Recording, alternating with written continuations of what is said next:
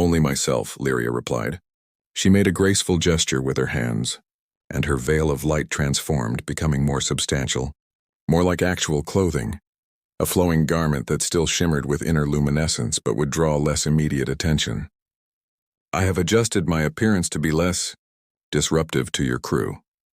Though her skin remained violet and her eyes silver, the galaxies beneath her surface were now subdued, the tendrils of energy around her head tamed into what resembled iridescent hair.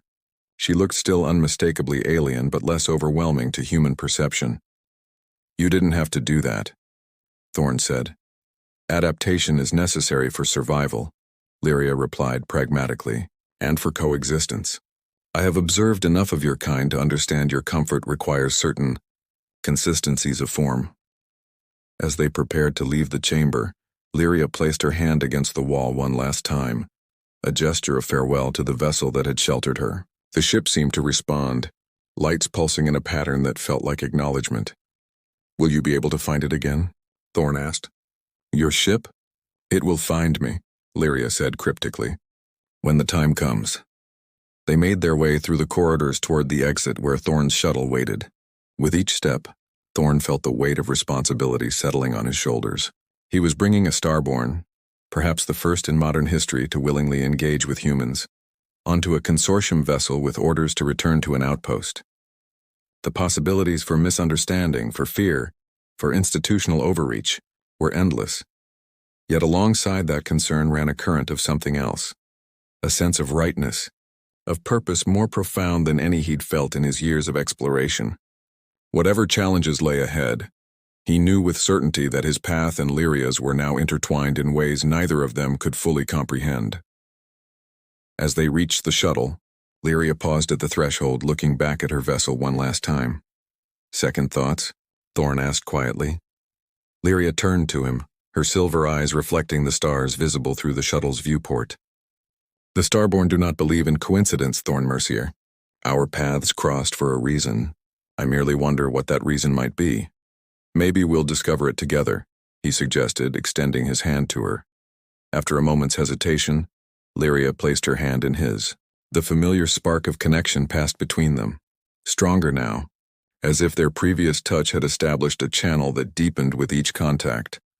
Together, she echoed, the word carrying a weight of possibility neither had anticipated when first they met in that quiet chamber among the stars. The Wayfarer's departure from the Cygnus Nebula had been tense. Despite Thorn's preparations, a carefully worded briefing, strict protocols for interaction, personal quarters adjacent to his own for Lyria's privacy, the crew's reactions ranged from scientific fascination to poorly concealed fear.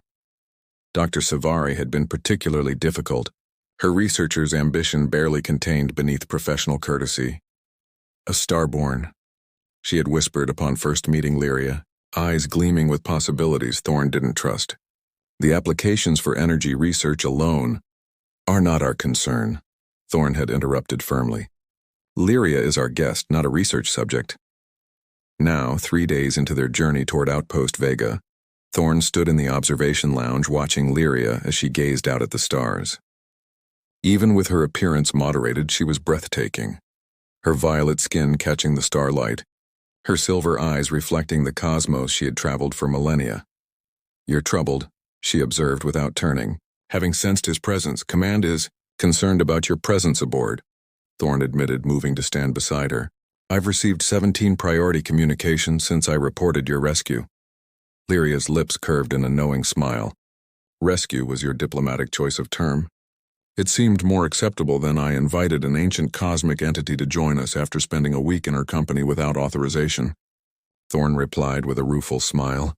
And what do your superiors wish to know about this ancient cosmic entity? Lyria asked, finally turning to face him. Everything, Thorn said simply. Your origins, capabilities, intentions, whether you represent others of your kind or are acting independently, whether you pose any threat to consortium interests. And what have you told them? The minimum necessary to ensure your safety and autonomy when we reach the outpost, Thorn answered. That you're a non-hostile sentient being recovering from injury. That first contact protocol should be observed. That you've agreed to limited diplomatic discussions but are not offering technology transfer. Lyria nodded slowly. Diplomatic phrasing indeed. She turned back to the viewport. But you haven't answered my observation. You are troubled by more than administrative concerns. Thorne sighed, leaning against the viewport's edge. I'm worried about what happens when we reach Outpost Vega. The consortium isn't known for its light touch in diplomatic discussions. Once we're there, my ability to protect you, to ensure your wishes are respected, becomes limited. You fear I will be detained? Studied? Exploited? Lyria's voice was calm, matter-of-fact. Yes, Thorne admitted. Not officially, of course. There would be committees, consultations, endless discussions about mutual benefit and information exchange, but the end result would be the same. Containment, Lyria supplied. Under the guise of cooperation. Thorne couldn't deny it. He had seen the pattern before with other, less significant discoveries. I've been thinking about alternatives, he said, lowering his voice though they were alone in the lounge. We could divert course before reaching the outpost. There are independent colonies in the Alcyone sector that operate outside consortium jurisdiction, places where your presence would draw less institutional attention. Lyria studied him, her silver eyes thoughtful. You would defy your orders? Risk your career, your freedom? For the right reasons, yes. Thorne met her gaze steadily. A ripple of light passed beneath Lyria's skin. You continue to surprise me, human.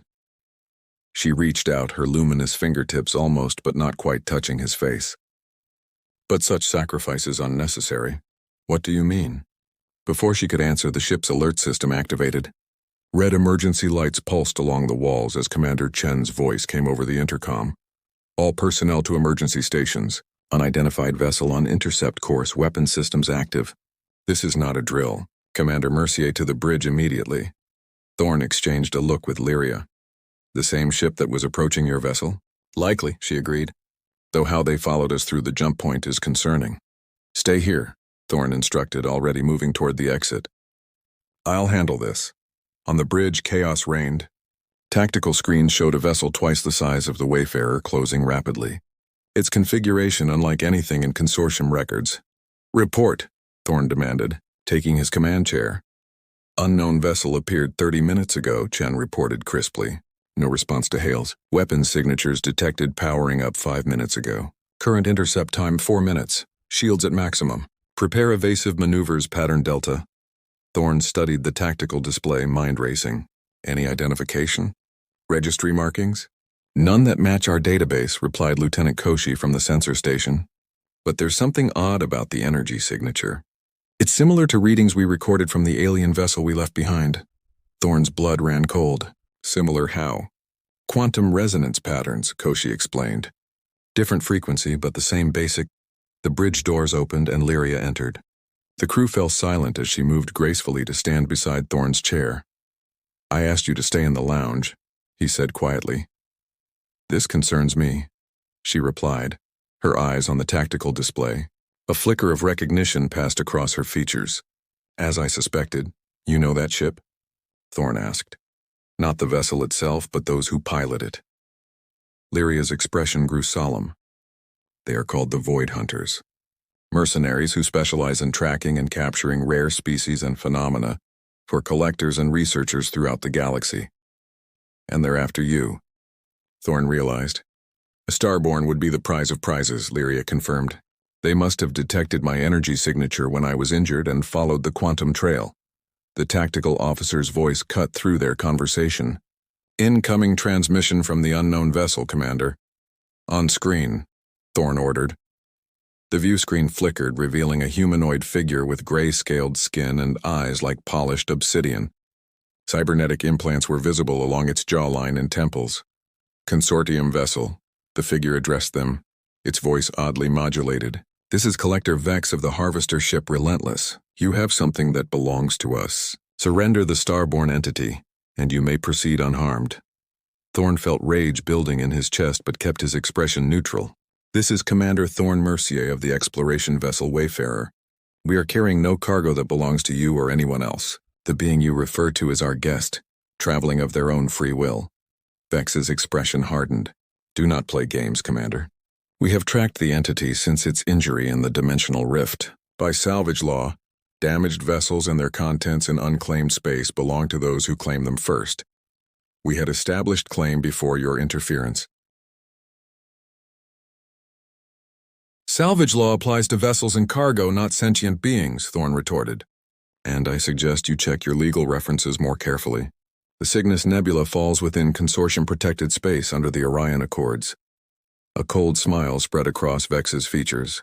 Then perhaps we should discuss compensation for our investment in this matter. The Starborn's value on certain markets would be incalculable. Surely the consortium would offer suitable remuneration for such a find. Before Thorne could respond, Lyria stepped forward into the transmission field. I am not a commodity to be bartered for. Collector. Her voice carried a resonance that made the bridge instruments flicker. The light beneath her skin pulsed stronger, her carefully moderated appearance slipping to reveal more of her true nature. Nor am I defenseless prey. Vex's obsidian eyes widened. A fully conscious specimen, he breathed, avaricious wonder in his voice. Even better than we hoped. Your value just increased exponentially, Starborn. As did your danger, Lyria replied coolly. I suggest you reconsider your approach, Vex laughed. Brave words from an injured entity aboard an outmatched vessel. We have studied your kind, Starborn. In your weakened state, you pose no threat. Our containment systems are specifically designed for energy-based life forms. With a gesture, he ended the transmission. They're powering weapons, reported the tactical officer tensely. Firing solution locked on our engines. Evasive maneuvers, Thorne ordered. Return fire. Target their weapon systems only. The Wayfarer lurched as it broke formation, narrowly avoiding the first barrage from the harvester ship. Their own weapons fired in response, but the larger vessel's shields held easily. Their technology is superior to ours, Chen observed grimly. Our shields won't withstand more than 3 direct hits. Thorne turned to Lyria. Are they right? About you being weakened? A complex emotion passed across Lyria's features. Partially. My injury has healed, but I expended much energy in the process. I am... Not at my full capacity. But you have some capacity, Thorne pressed. Yes, she admitted, though using it comes with risk, to me and potentially to this vessel. Another blast rocked the ship. Warning alerts flashed across the command console.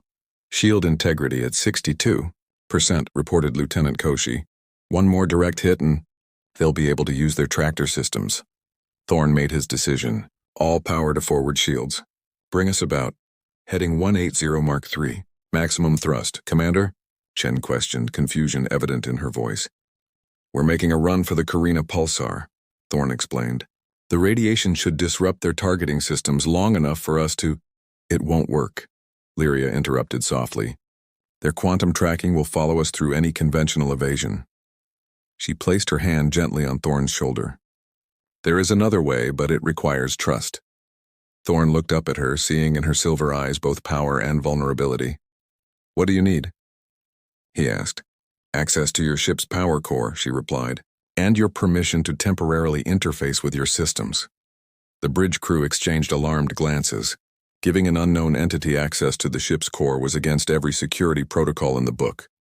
Do it, Thorne said without hesitation, rising from his command chair. Lieutenant Chen, you have the bridge. Continue evasive maneuvers. I'll accompany our guest to engineering. Sir, regulations clearly state, Chen began. Note your objection in the log, Commander. Thorne cut her off. But carry out your orders. Minutes later, Thorne and Lyria stood in the ship's engineering section before the pulsing column of the quantum core. Chief Engineer Riza looked on nervously as Lyria studied the energy containment systems. This will suffice, she said finally, though the connection will be crude by my standards. What exactly are you planning to do? Thorne asked. Lyria turned to him, her expression solemn. I will create a dimensional fold, similar to the rift that injured me, but controlled, targeted. It will transport this vessel beyond the hunter's tracking range. You can do that? Thorne couldn't hide his astonishment. The Starborn do not merely travel through space, Thorne, Lyria explained. We exist partially in dimensions beyond your perception. This gives us certain capabilities. And the risk you mentioned? Lyria's light dimmed slightly. Creating such a fold requires energy. Energy I would normally generate internally. In my weakened state, I must draw power from your core. The process will leave me vulnerable afterward, and there is a small but non-zero chance that the fold could expand beyond my control. Meaning? Meaning this vessel and everything. Aboard could be scattered across multiple dimensional planes, she said matter-of-factly. The ship shuddered again as another blast from the hunters found its mark. Shield integrity at 31%, came Chen's voice over the intercom. We can't take much more of this, Commander. Thorn held Lyria's gaze. Do it. With a nod, Lyria approached the core. She extended her hands toward the pulsing energy column, her veil of light dissolving entirely to reveal her true form. The engineers gasped as her violet skin became transparent, the galaxies beneath swirling more rapidly, her hair of energy tendrils extending to interface with the core's containment field. You may want to secure yourselves, she advised calmly. Thorn ordered the engineering crew to brace positions and activated the ship-wide intercom. All personnel, secure for extreme gravitational distortion. This is not a drill. Repeat, secure immediately. As the last acknowledgement came in from the medical bay, Lyria closed her silver eyes. Her form began to glow with increasing intensity, drawing energy from the ship's core into herself. The lights throughout the vessel flickered and dimmed as power was diverted. What is happening? Demanded Chen over the intercom. Stand by, Thorn replied, his eyes fixed on Lyria. Her body was now almost too bright to look at directly, pulsing with energy that seemed to bend the space around her. Hunters are preparing to fire again, came the tactical report. Shields at minimal effectiveness. Lyria's eyes snapped open, now blazing with white light. Now, she whispered. Reality itself seemed to fold around the wayfarer. Thorn felt a sensation of being simultaneously compressed and stretched, as if every atom of his being was being pulled in contradictory directions. Through the viewport, he saw space twist, stars smearing into ribbons of light that spiraled around a central point of absolute darkness. Then, with a silent flash that nonetheless resonated through every molecule of the ship, they were elsewhere. The stars rearranged themselves into unfamiliar patterns. A massive blue-white star dominated the viewport, its radiation bathing the bridge in cool light. Position report, Thorn commanded, his voice steady despite the disorientation. Koshi worked her console frantically, expression shifting from confusion to disbelief. Sir, according to stellar cartography, we're in the Pleiades cluster, over 600 light-years from our previous position. Thorn turned to where Lyria had been standing, only to find her collapsed on the deck, her luminescence greatly diminished. He rushed to her side, kneeling beside her. Lyria, can you hear me? Her silver eyes opened slowly, their light noticeably dimmer. It worked, she murmured. We are beyond their reach. And you're exhausted, Thorn observed with concern, noting how the galaxies beneath her skin moved sluggishly, how the energy tendrils of her hair had contracted close to her scalp. A temporary condition, she assured him, though her voice lacked its usual resonance. I merely need rest. Thorn gathered her carefully in his arms. Despite her cosmic nature, she felt substantial, warm against his chest. Medical bay, he ordered. No, Lyria protested weakly. Your medical technology would be useless. I require only time and proximity to stellar energy. Understanding dawned in Thorn's eyes as he glanced at the massive star visible through the viewport. The Pleiades. You brought us here deliberately. A faint smile touched Lyria's lips. The Starborn have connections to certain stellar formations. This one will help me recover. Thorn carried her not to the medical bay but to his private quarters, which featured a viewport positioned for an unobstructed view of the star. He placed her gently on the bed, positioning her to face the flowing stellar energy. Thank you, she whispered, her form already beginning to absorb the starlight streaming through the viewport. For trusting me. Always, Thorn replied simply, sitting beside her. As Lyria rested, drawing strength from the ancient star, Thorn considered their situation. They were far from their assigned course in a sector with no consortium outposts. The hunters had been evaded, but for how long? And what would Command say when they eventually re-established contact? Hours passed. Thorn attended to ship's business remotely from his quarters, unwilling to leave Lyria's side. The crew, despite their initial fears, had been sobered by her sacrifice to save them. Even Dr. Savari had sent a message acknowledging a re-evaluation of her perspective. As the ship's night cycle began, Lyria stirred. Her luminescence had strengthened, though still not to its full brilliance. How are you feeling? Thorn asked, moving to sit beside her again. Renewed, she replied, her silver eyes brighter now. The star's energy has helped considerably. And the hunters? They cannot track us across a dimensional fold, Lyria assured him. Though they are persistent, They will seek other means to locate me. Thorn nodded thoughtfully, which brings us to the question of what happens next. Yes, Lyria agreed, sitting up. Your ship is far from its assigned course. Your superiors will demand explanations, decisions. They can demand all they want, Thorn said with a shrug. Out here we make our own choices. Lyria tilted her head, studying him. And what choice would you make, Thorn Mercier? It was the question he'd been considering throughout the long hours of her recovery. The answer had come to him not as a sudden revelation, but as a gradual certainty, like stars appearing one by one at twilight until the pattern became clear. I would choose a new path, he said quietly, neither fully bound to the consortium, nor completely free of responsibility to my crew.